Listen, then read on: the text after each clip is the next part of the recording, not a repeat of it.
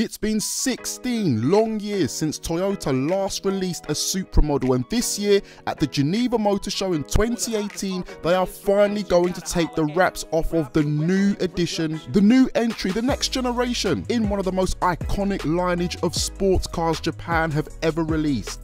So the first information I received from this comes directly from the Top Gear website, courtesy of Tom Harrison, and he writes, "At next month's Geneva Motor Show, Toyota will reveal what I quote, a modern racing concept that signals its commitment to bringing the most iconic sports car back to the market." So in a roundabout kind of way, this gloomy, tightly cropped teaser image is probably our best look yet at the new Supra, or at least a lightly conceptified version with a massive spoiler. What we do know about the Supra? Well, Toyota remains tight-lipped on the subject, but we know it's been co-developed with the next BMW Z4, or Z4 if you're American, as previewed by Pebble Beach last year, and that the pair will share hybrid technology. Rumour has it that alongside conventional powertrains, both BMW and Toyota will deploy petrol-electric versions using BMW's 4-cylinder turbocharged petrol engine with electric motors on the front axle fed by supercapacitors.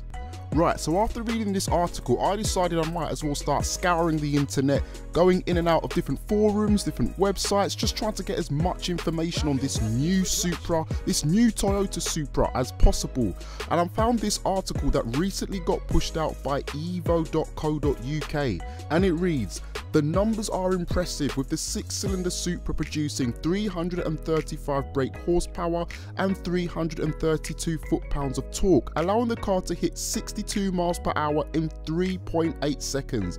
0 to 60 in 3.8 seconds basically. At 43 18mm long and 1855 millimeters wide and 1290 millimeters tall, the new Supra is a mere 1 meter longer, 5mm lower and 54mm wider than a Porsche 718 Cayman, putting into perspective the relatively spec dimensions compared to a modern rival. Weight has been quoted at 1496 kg, a chunk more than the Porsche, and a huge 393 kg up on the Alpine A110. For now though, all we have to go by is the shadowy teaser released by Toyota, showing a rear detail of the up-and-coming Geneva concept car with double bulging roof, powerful haunches and ducktail boot spoiler that we've already seen in spy shots on the track. It suggests our first look at the new Supra is likely to be in the form of a competition car, but we'd still expect the concept to offer up plenty of detail regarding the eventual production version that's being developed in conjunction with the new BMW Z4. We understand that the new Toyota Supra is destined to be exclusively available under Toyota's Gazoo Racing sub-brand,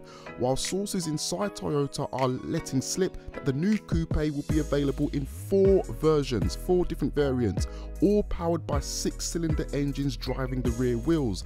In the same vein as other Gazoo racing models, the Supra should be available in standard, GR, GR Sport and top level GRMN forms, each with varying levels of performance capability. These model lines will also be offered with an extensive set of factory sourced aftermarket components like many Japanese performance cars. So I guess from that, what they're basically saying is that it could be like the Toyota GT86, whereby we're going to see loads of different customization options available, which if you're a racing game enthusiast like myself, that bodes well for the future if Toyota decide to release this car in games like Need for Speed, Forza Horizon, etc. Final details are still far from being finalised for the European market, but Toyota is adamant that the Supra will differ greatly between the bookends of its range, unlike the comparatively limited range models in the GT86. Now, as mentioned in the first Top Gear article, the new Toyota Supra has been developed alongside the forthcoming BMW Z4 as part of a joint venture between Toyota and BMW. Initial plans for the Supra favoured a GT coupe rather than an out-and-out sports car, but Toyota's CEO Akio Toyoda stepped in to ensure Gazoo prioritized dynamics and performance above anything else, following the decision to sell the Supra under the Gazoo Racing banner. So for those of you who don't know, just take a quick break away. The Gazoo Racing banner is essentially Toyota's track performance brand, kind of like how BMW have got the M division, sort of like how Mercedes-Benz have got AMG. So what this is starting to allude to is that this new Supra is going to be very very much an aerodynamic and cornering monster, which is fantastic. The Supra has a strong following and the car must appeal to these owners, said Shikegi Tomoyama, president of Gazoo Racing. The last Supra had a straight six engine, was twin turbocharged and rear wheel drive, and the new car must continue this philosophy. Tomoyama, who owns a 600 brake horsepower carbon fibre bodied 1997 Supra, refused to confirm how much the new Supra might weigh when it was suggested it could come in at under 1500 kg. Instead, he pointed out that his Supra, when new, weighed 1200 kg and did not confirm that the new Supra would have a 50-50 weight distribution. Talking about how the Supra would differ from its BMW Z4 sister car, Tomoyama said BMW's car is a roadster, ours is a coupe. We have worked with BMW's engineer on the development of the basic car and on shared components, but when it comes to how both cars drive, they will be very different. They have very different philosophies, and the Supra will be a performance car first. The new 2018 Toyota Supra has been developed as part of Toyota's plan to release a trio of performance cars. Set to sit at the top of the new group of sports models, it will be the biggest, most powerful car of the three brothers.